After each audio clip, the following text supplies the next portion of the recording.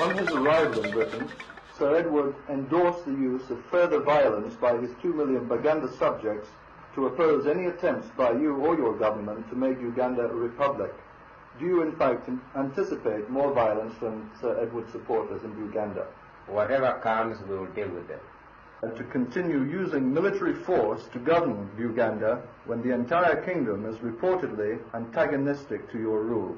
There is no evidence that Uganda is antagonistic to the government's aims and objectives. There is no evidence whatsoever. You are the former Prime Minister, sir? That's right. I see.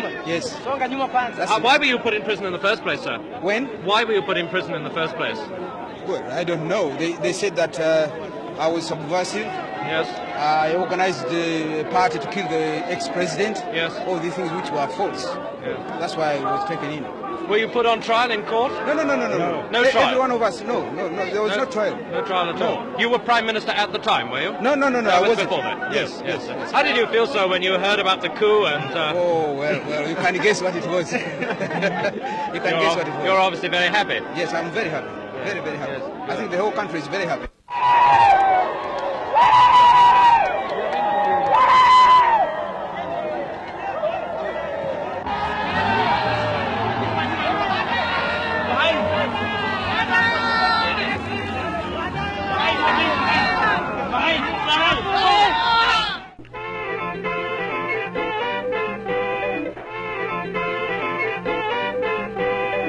Idi Amin, one of the most colorful and outrageous rulers in the world today.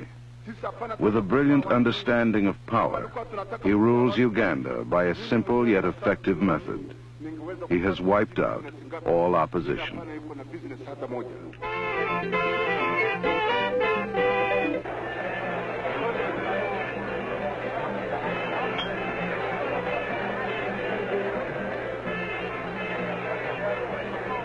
There's a certain charm to the man.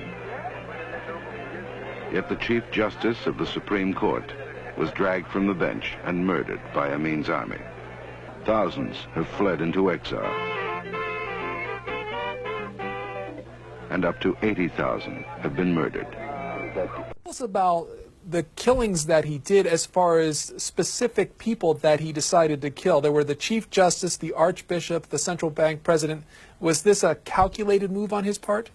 Oh, yes, very much calculated. These were people that he felt somewhat threatened by. They were members of the elite, highly educated, unlike him, and potential leaders of opposition. He didn't do the killings himself. He had goon squads that would do these things for him. Sometimes they did it without his knowledge, he says, but I doubt that. I'm sure in every case it was cleared with him before it happened.